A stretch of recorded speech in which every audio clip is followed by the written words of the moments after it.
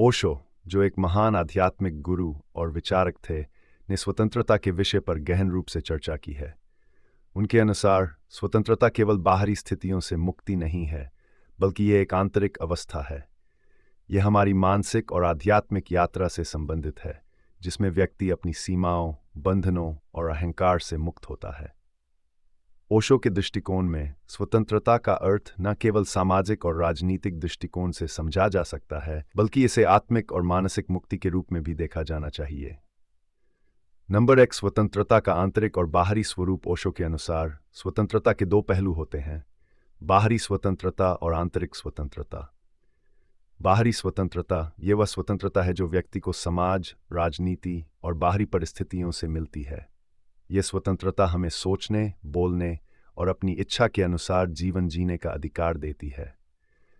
हालांकि ओशो के अनुसार बाहरी स्वतंत्रता पर्याप्त नहीं है, क्योंकि यह व्यक्ति की सच्ची स्वतंत्रता को परिभाषित नहीं करती। आंतरिक स्वतंत्रता यह स्वतंत्रता वह अवस्था है जिसमें व्यक्ति मानसिक, भावनात्मक और आध्यात्मिक बंधनों से मुक्त हो जाता है। यह वह स्वतंत्रता है जहां व्यक्ति अपनी इच्छाओं, डर, अहंकार और समाज द्वारा लगाए गए मानदंडों से मुक्त होकर जीता है। ओशो के अनुसार सच्ची स्वतंत्रता आंतरिक स्वतंत्रता में है, जहां व्यक्ति स्वयं के साथ पूरी तरह से जुड़ जाता है और बाहरी दुनिया की अपेक्षाओं से मुक्त हो जाता है। नंबर दो, स्वतंत्रता का वास्तविक अर्थ, चेतना का जागरण। ओशो के अनुसार स्वतंत्रता का वास्तविक अर्थ है व्यक्ति का अपनी चेतना के प्रति जागरूक होना। जब तक व्यक्ति अपनी वास्तविक चेतना से नहीं जुड़ता, तब तक वह सच्ची स्वतंत्रता का अनुभव नहीं कर सकता।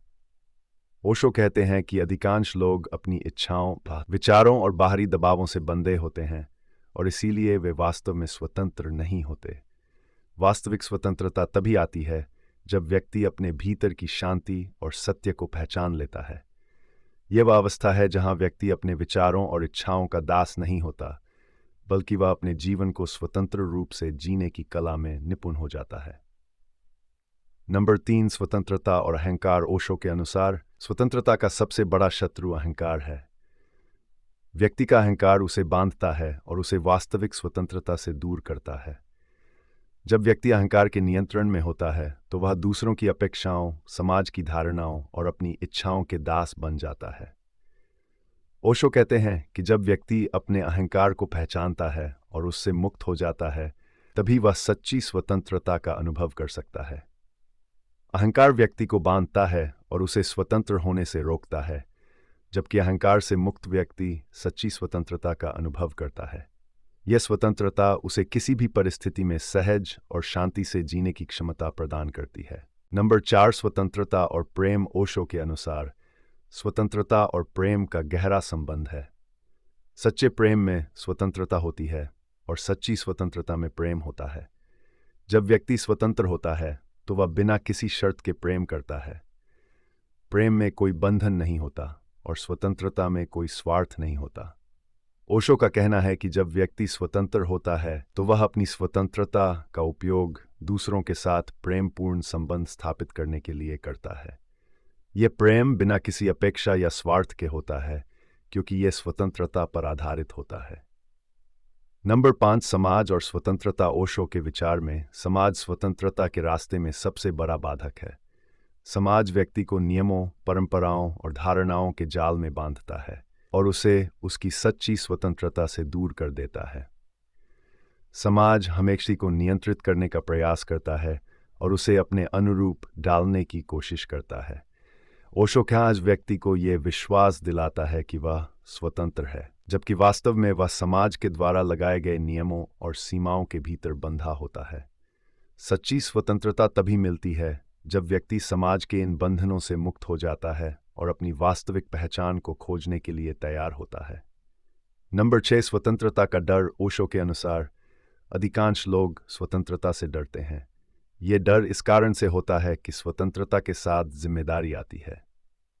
जब व्यक्ति स्वतंत्र होता है, तो उसे अपने जीवन के सभी निर्णय स्वयं लेने पड़ते हैं और इसके लिए वह पूरी तरह से जिम्मेदार होता है। कई लोग स्वतंत्रता से भागते हैं क्योंकि वे जिम्मेदारी से डरते हैं। वे समाज, धर्म और अन्य संस्थाओं के नियमों का पालन करना पसंद करते हैं, ताकि उन्हें अपने जीवन की जिम्मेदारी खुद न उठानी पड़े। लेकिन ओशो के अनुसार स्वतंत्रता का वास्तविक आनंद तभी आता है जब व्यक्ति इस डर को छोड़ देता है और पूरी जिम्मेदारी के साथ अपने जीवन को जीने का निर्णय करता है। नंबर 7, स्वतंत्रता और ध्यान। ओशो के अनुसार ध्यान स्वतंत्रता की कुंजी है। ध्यान के माध्यम से व्यक्ति अपने विचारों, इच्छाओं और भावनाओं से मुक्त हो सकता है। ध्यान व्यक्ति को उसकी वास्तविकता के साथ जोड़ता है और उसे आंतरिक शांति और स्वतंत्रता का अनुभव कराता है। ध्यान के माध्यम से व्यक्ति अपनी आंतरिक यात्रा पर निकलता है और अपनी चेतना के गहरे स्तरों को समझता है। यह प्रक्रिया व्यक्ति को बाहरी बंधनों से मुक्त करती है और उस सच्ची स्वतंत्रता का अनुभव कराती है। ओशो का मानना है कि ध्यान व्यक्ति को मानसिक और आध्यात्मिक स्वतंत्रता की ओर ले जाता है, जहां वह अपनी आत्मा की सच्चाई को पहचानता है।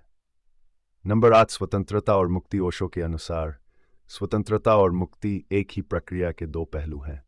मुक्ति का अर्थ है सभी बंधनों, सीमाओं और जकड़ों से मुक्त होना।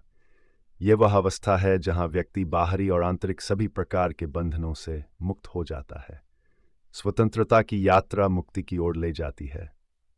जब व्यक्ति स्वतंत्रता का अनुभव करता है तो वह धीरे धीरे मुक्ति की ओर बढ़ता है। मुक्ति वह अंतिम अवस्था है जहां व्यक्ति पूरी तरह से स्वतंत्र हो जाता है और किसी भी प्रकार की मानसिक, भावनात्मक या आध्यात्मिक सीमाओं से परे हो जाता है। नंबर 9, सच्ची स्वतंत्रता की पहचान। ओशो कहते हैं कि सच्ची स्वतंत्रता तब मिलती है जब व्यक्ति अपनी आत्मा की गहराइयों से जुड़ जाता है। यह वह अवस्था होती है जहां व्यक्ति अपने अहंकार, इच्छाओं और सामाजिक दबावों से पूरी तरह मुक्त हो जाता है। सच्ची स्वतंत्रता वह है जहां व्यक्ति न तो किसी बाहरी ताकत के अधीन होता है और न ही अपने भीतर के अहंकार से प्रभावित होता है। सच्ची स्वतंत्रता में व्यक्ति अपने जीवन को पूरी तरह से जागरूकता और समर्पण के साथ जीता है। वह जीवन के हर पल को पूरी तरह से अनुभव करता है और किसी भी प्रकार के बंधनों से मुक्त रहता है। ओशो के अनुसार यही सच्ची स्वतंत्रता है और इसे प्राप्त करने के लिए व्यक्ति को अपने भीतर की यात्रा पर जाना होता है। ओशो के अनुसार स्वतंत्रता का अर्थ बाहरी दुनिया से मुक्ति नहीं, बल्कि आंतरिक रूप से स्वतंत्र होना है। यह स्वतंत्रता तब मिलती है जब व्यक्ति अपने अहंकार, इच्छाओं और बंधनों से मुक्त हो जाता है और अपनी आत्मा की सच्चाई से जुड़ जाता है। ओशो का संदेश है कि सच्ची स्वतंत्रता का अनुभव केवल ध्यान, आत्मनिरीक्षण और जागरूकता के माध्यम से ही किया जा सकता है।